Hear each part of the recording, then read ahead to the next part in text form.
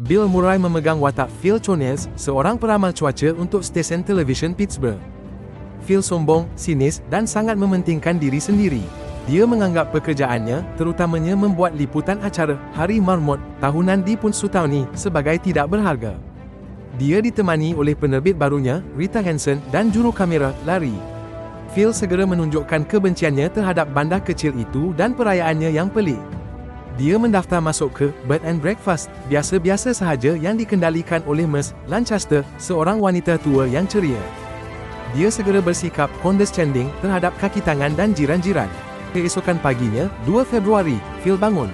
Radio jam di biliknya berbunyi pada jam 6 pagi. Lagu yang dimainkan ialah I Got You Babe oleh Sunny dan Cher. Phil keluar dan membuat laporan tentang upacara Hari Marmot. Dia menyampaikan laporan sinisnya apabila Punxsutawney Phil Marmot melihat bayangnya.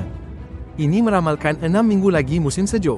Phil tidak sabar-sabar untuk meninggalkan bandar sebaik sahaja segmen tamat. Walau bagaimanapun, ribut salji besar yang tidak dijangka melanda, menutup semua jalan keluar dari Punxsutawney.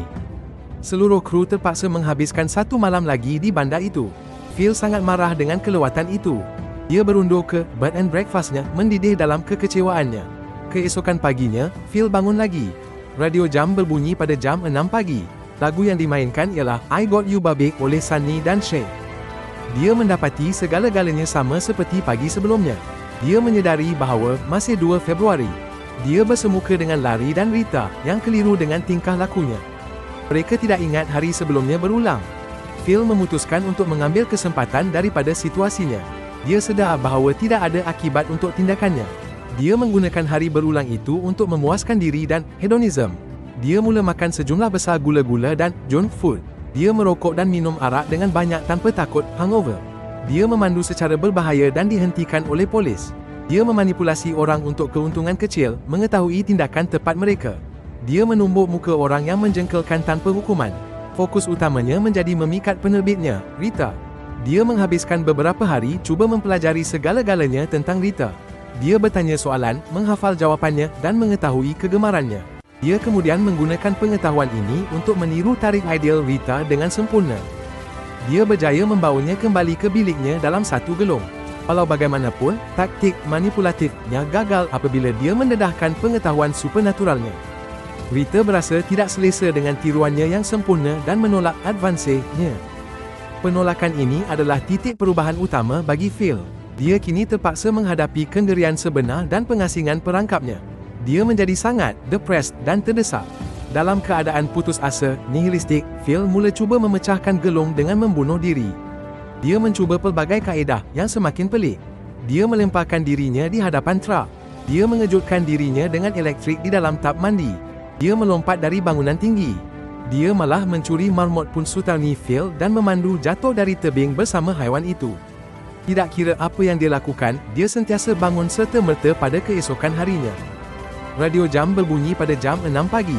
Lagu yang dimainkan ialah Sunny dan Cher, I Got You Babe. Dia menyedari bahawa kematian tidak menawarkan jalan keluar kerana kewujudannya hanya di set semula. Dia kembali kepada keadaan putus asa yang melampau. Pada suatu malam, Phil memutuskan untuk meluahkan masalahnya kepada Rita.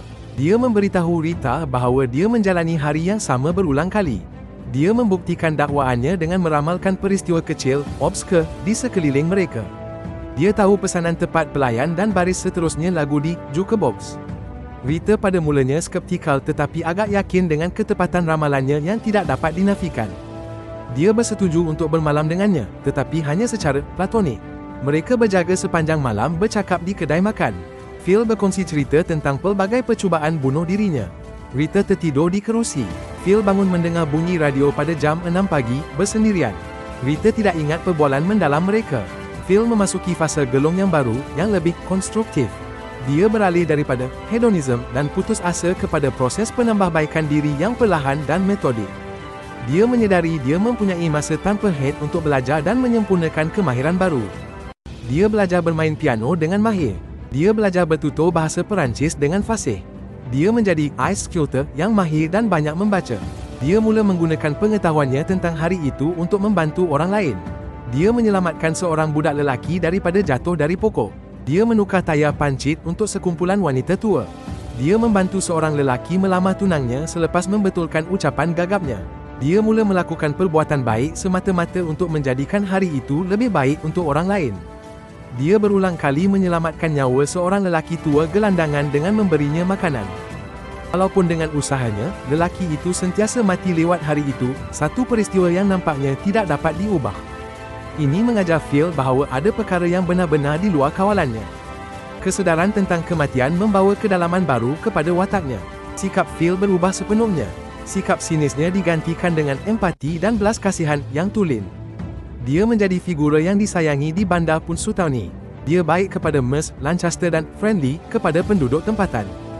Dia menggunakan perayaan bandar untuk mempamerkan kemahirannya yang refin.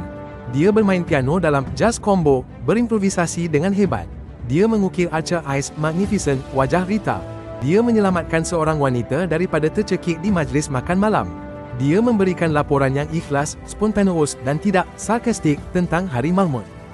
Phil yang baru dan selfless ini cuba memikat Rita buat kali terakhir tanpa manipulasi.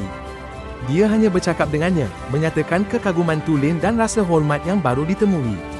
Rita akhirnya benar-benar terpikat dengan wataknya. Dia menghadiri tarian lelongan Hari Marmot tahunan pada malam itu.